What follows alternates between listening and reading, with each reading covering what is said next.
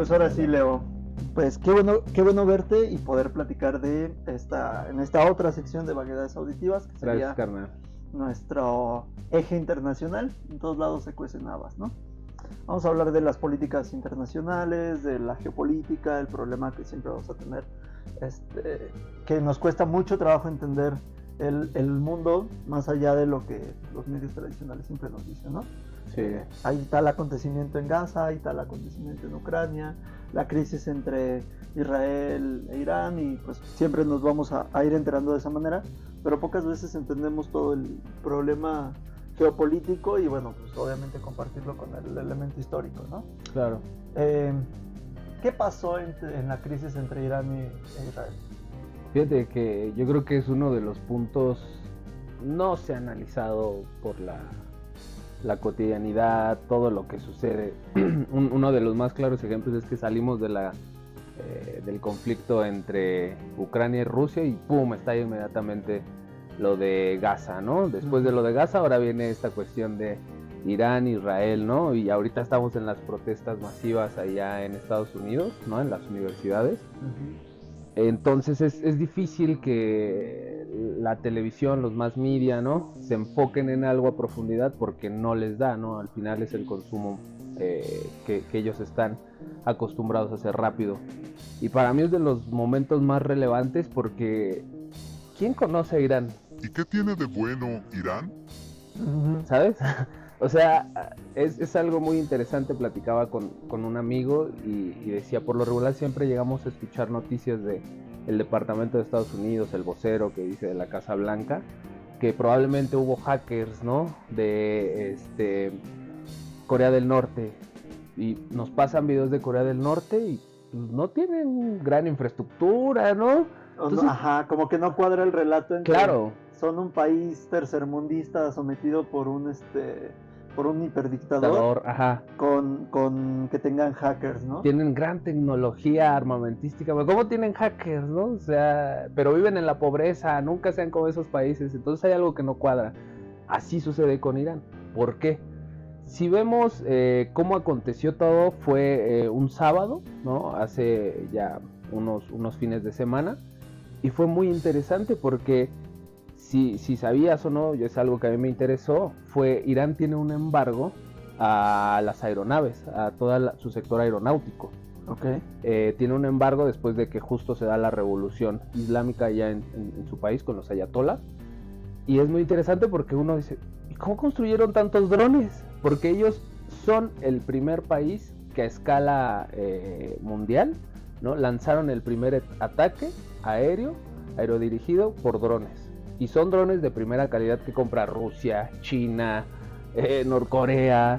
O sea, ellos producen los drones. Ellos producen, o sea, y son drones de excelentísima calidad. Nada más para hacer un comparativo, cuando ustedes recordarán, vieron las grandes imágenes justo de cuando Irán estaba atacando Israel, se ve claramente cómo se estrellan, o sea, se ve cómo se impactan. Hubo una respuesta, ¿no? De Israel que no tuvo gran eco, ¿no? Y aquí hay que tener un elemento. Cuando Irán lanza, por lo que dice el Departamento de Estados Unidos, el de defensa, que fueron alrededor de 260 a 280 drones, más 100 misiles balísticos, fueron derribados, dicen que la mayoría, el 99%, ya sabes, 99.99, pero vimos que unos estrellaron. Pero lo más interesante a mí me parece es que intervinieron aviones, cazas estadounidenses, cazas de Reino Unido, cazas de Jordania. Estuvieron también toda la aviación de Israel, lamentada el domo de hierro, el domo de hierro, pero aparte también sus casas de defensa.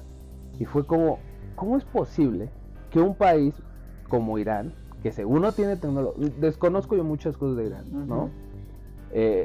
Pero yo dije, ¿cómo un país así logró aún así pasar 1, 2, 3, 4, 8 drones, el cielo aéreo, y a estrellar y justamente atacar aeródromos de los cuales habían atacado el consulado de Irán, ¿no? En Siria.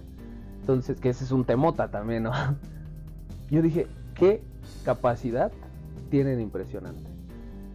Claro, y tomamos en cuenta también que en parte nos atraviesa, digamos, el prejuicio orientalista de decir, cuando escuchamos Irán pensamos, pues sí, evidentemente en las protestas de las mujeres por la cuestión del velo, los imaginamos pues también efectivamente solo desde el punto de vista, o relacionamos desarrollo tecnológico con calidad de vida, con poder adquisitivo, con primer mundo, ¿no? Y ahí es donde entramos en el conflicto, porque conocer la historia de Irán, que sería muy bueno como investigar, analizar cómo llegamos a esa situación, pues nos ayudaría a entender un montón de cuestiones más, ¿no? Claro, o sea, independientemente de que es difícil, obviamente, per se, por lo que hablábamos, de pues la cotidianidad que tenemos, ¿no? Todo el conflicto en México, pues toda la cuestión electoral, ¿no? Queremos abarcar un poquito de todo y nos perdemos si queremos profundizar, ¿no? Pero es muy interesante por esta cuestión de ver a un país que por primera vez, esto es fundamental también, que por más que Estados Unidos, porque antes de que Irán atacase, ¿no?, a Israel, le marcaron el presidente, bueno, funcionarios de Estados Unidos, funcionarios de Reino Unido, de Alemania, de Francia, y dijo, no. Entonces aquí hay algo que en relaciones internacionales le llaman ya una fractura en la hegemonía de quienes ostentan puestos de poder, ¿no? En este caso las potencias occidentales están fracturadas y su potencial disuasivo ya no funciona. O sea, ese es un claro ejemplo de que estamos viviendo un momento de quiebre fundamental, porque también esto es algo que no es tonto, ¿no? de considerar. Si Irán dio un paso es porque tenía la defensa de otras potencias emergentes, ergo Rusia, ergo China, ¿no? Y lo podemos ver cuando en el Consejo de Naciones Unidas, ¿no?, en el de seguridad, ellos dijeron que tenían el pleno derecho para hacerlo, ¿no? Y por supuesto, aquí en México nosotros nos indignamos porque justo sacaron al expresidente de Ecuador, ¿no?, Jorge Glass, ¿no?, de la embajada. Pues a ellos, a Irán, bombardearon, mataron, asesinaron. En ¿no?, su propia embajada. Sí, en el consulado, en territorio iraní, ¿no?, llamémoslo así, en otro país, ilegalmente. O sea, habían cruzado la línea fatal. Si esto de México fue algo tremendo, línea, lo otro es... Quítate, ¿no? O sea, claro. No, ni siquiera. Entonces la respuesta se tenía que dar. Y lo dieron, a mí me parece, de la forma más fuerte, porque mostraron poderío tecnológico, mostraron capacidad de penetrar defensas, porque aparte avisaron, pero o sea, cumplieron la norma, digamos, diplomática internacional de decir, voy a atacar antes de. Ajá. Pero algo muy interesante, yo seguía todo en redes, ¿no? Había cuentas justo de, pues sí, de televisoras iraníes, ¿no? O, digo, no es tan difícil darle traducir y ver a veces. Y lo primero que hicieron, hackearon GPS, el sistema GPS. Eso a mí me pareció impresionante, ¿eh? Me pareció impresionante. Entonces, creo que es una llamada bastante fuerte hacia las potencias, ¿no? De decir, tenemos capacidad tecnológica, tenemos capacidad para una guerra cibernética, tenemos el respaldo de otras potencias, ¿no? Somos otros quienes estamos ya en disputa por no un poder, porque no se lucha por el poder, sino sus propios intereses, ¿no? De defender los que sean. No, de que la tensión ya no va a ser desigual. Claro. Y si es desigual, pues nos vamos a ir a los catorrazos, ¿no? Entonces, es ahí lo interesante. Me parece por esa parte fundamental, porque así como vemos a Irán, yo te podría decir, bueno, ¿qué estamos pensando que es Norcorea, ¿no? Corea del Norte, ¿no? Que tanto Estados Unidos le teme, ¿no? Países justo, como bien decías, de Medio Oriente, que desconocemos mucho y... Sí, claro. Están, el desarrollo tecnológico, la inversión que tienen en varios aspectos, ¿no? Claro, de ahí eso me parece fundamental. Y si esa probadita que vimos ahorita de los drones, ¿no? Con misiles, yo me pregunté también, bueno, ¿y las potencias como China, Rusia, qué tienen, no? Y fue interesantísimo porque empezaron, una vez que se dio el ataque, le pidieron drones a Irán. Porque sí, aparte fue una estrategia mercadológica, ¿no? Y aparte interesante porque el mismo ataque estaba tan bien organizado, tan bien pensado, que no se va sobre la población civil. Claro. Entonces, en el relato, en el discurso, digamos, de la guerra que están viviendo en Medio Oriente, en todo Medio Oriente, pues prácticamente le está dando cierto lugar a, miren, nosotros el ataque que hicimos no fue contra población civil, ¿no? Y contrario a Claro. de Gaza, que es totalmente población civil, ¿no? Claro, creo que la diferencia que vemos es lo que hace Israel con Gaza, ¿no? Uh-huh. Que es terrible y yo no sé qué va a parar esto, porque sí es una cuestión súper lamentable. Yo lo pienso mucho comparándolo con Vietnam. O sea, hasta ahora lo que decías de las manifestaciones estudiantiles, todo, realmente están perdiendo el relato Israel y el propio Estados Unidos, ¿no? Y lo más paradójico de todo es que, no sé, mi teoría es, esto comienza porque Netanyahu hace un golpe de mesa, ¿no? Un golpe de mano, pues para querer legitimarse después de todo el desastre que provocaron las elecciones anteriores, ¿no? Sí. En el que casi lo tumban. Entonces me parece fue un golpe de mando que no sé, que se le está saliendo de control.